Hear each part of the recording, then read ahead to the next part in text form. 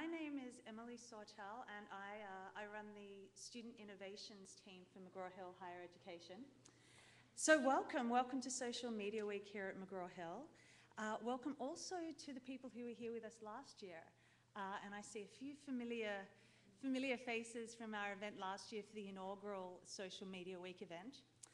And it's interesting, I was looking back over what we did last year, going back 12 months, which is a long time in the social media world, of course, and looking at some of the video coverage of what we did with that event and the press releases. And that event last year we titled "The Future of Social Media in Higher Education." And one of the pieces of press coverage I found from the event went something like this. Emphasized throughout the event was the need for increased student engagement in their studies to improve graduation rates.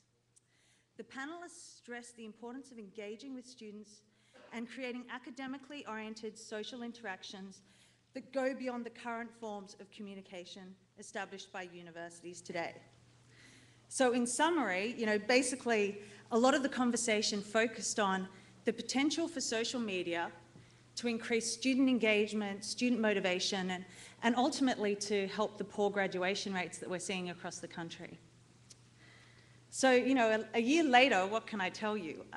What's happened in the last 12 months? Well, 12 months on from where I sit, and I'd say that, if the future's not here, it's definitely on its way to getting here. A year ago, when our panel of experts sat up here to talk about social media in education, and I see some of those experts sitting out in the audience this year, which is nice to see. We talked about some isolated examples of real pioneers in academia using social media in their classroom. Everything from the extreme of kind of using Facebook as a proxy for their LMS, through to really innovative ways of using blogs and wikis to get students reflecting on their classwork. Really interesting ways of using Twitter. And Dr. King in particular, who's from Fordham University and a great expert in education technology applications. She had some excellent case studies to share with us last year, but as I say, they were isolated examples. And they were really the work of, innovators and early adopters in this space. Today, I think we've moved on to the next stage. I think we've moved beyond those innovators and just those kind of early adopters, and we're now sort of staring up the curve of the early majority, I think. And we're not necessarily very far up that curve yet, but as I look around me, I see institutions of education of all different types, from your community colleges through to your big state schools, and even the Ivy Leagues, looking to adopt Web 2.0 type solutions, looking to have learning communities in their schools. And that's a big shift from where we were 12 months ago. And this year, there are really too many examples to share of case studies of what's going on out there across the country. Lots of stuff's going on. Hopefully you'll get a sense for that today. And I guess the thing is, when I joined this industry about 5 years ago now, the conventional wisdom in our education industry was that universities were slow to change. Universities were slow to take on new technologies. Universities even were slow to change in their attitudes. And I see that starting to change too. Even with GradeGuru, which is the student study network for the college market that I run here at McGraw-Hill, even just in our space, I see things having evolved in the last couple of years. When we first launched GradeGuru, which is a place where students can collaborate, where they can share their study materials, give each other feedback, build an academic profile. When we first started working on that, and I'd speak with professors about it, I'd get questions like, well, what's the point of that? And if students are collaborating, doesn't that really just mean they're kind of cheating? And do we really want them helping each other out? And why would I want the students teaching the other students? 2 years later, I'm having a very different conversation now. Now I'm speaking with deans and provosts and CIOs and professors about how can we more quickly get this stuff on campus? How can we more quickly get students working together, helping each other, reviewing each other's materials, being supportive of students getting through their academic experience? Again, slightly different world. Although you might say that the sort of people that I speak to are self-selecting. You know, maybe I speak to all the forward thinkers out there.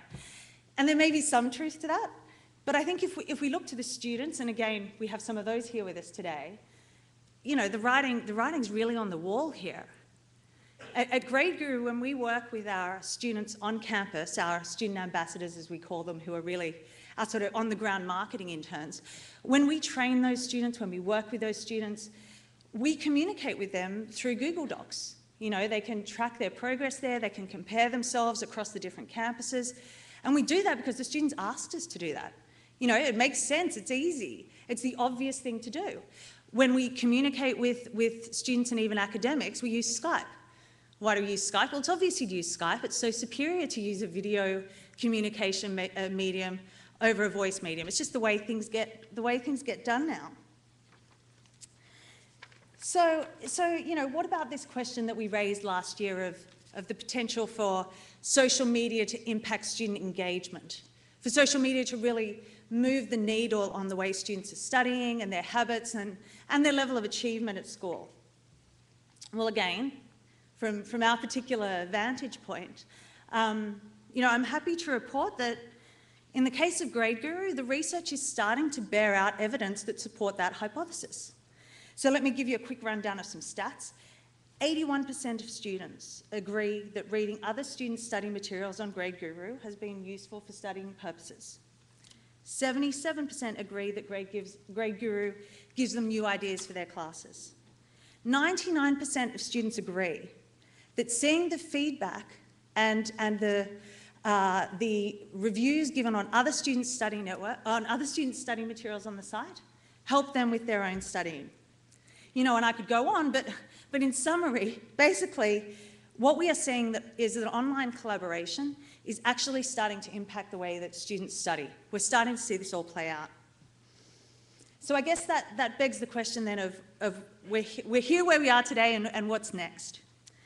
And how do we push this to the next level? And we here at McGraw-Hill, at GradeGuru, and I'm sure many of the people in this room share this view with me, we really think that the next logical step is moving beyond just collaboration into the realm of individualized learning.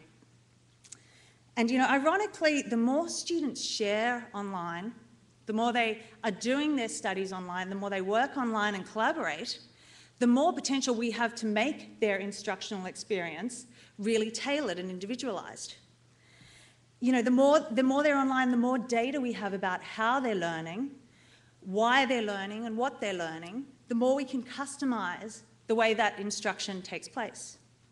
So what we think is next is really the nexus between social media, data analysis, and really intuitive, for want of a better word, workflow tools that help students get through their academic experience. Going back really, probably 5, maybe even 6 years ago now, in my postgraduate studies, I worked with a professor named Clay Christensen. And some of you may know that name and associate it with disruptive innovation. Anyway, so Clay, in his book, Disrupting Class, laid out a really clear vision for how this whole individualized and student-centric kind of learning would work.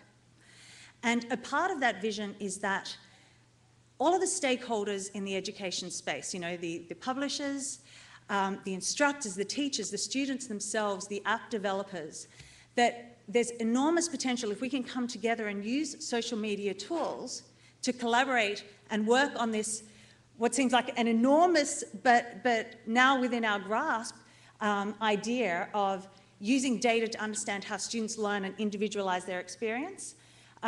Just how very, very powerful that could be, how that could really change the way we teach in this country, how it could change our success levels with education.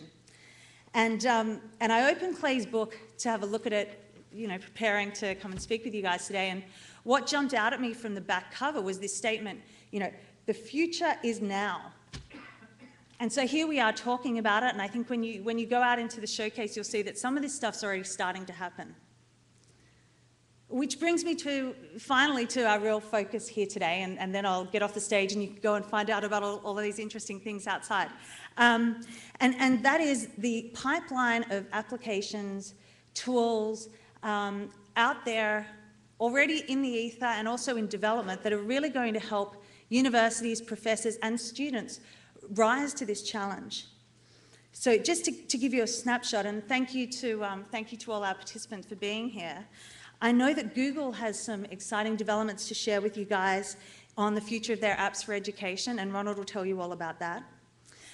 If you haven't yet used the Skype group video experience, it has arrived. What we were waiting for is here. Make sure you have a look at that.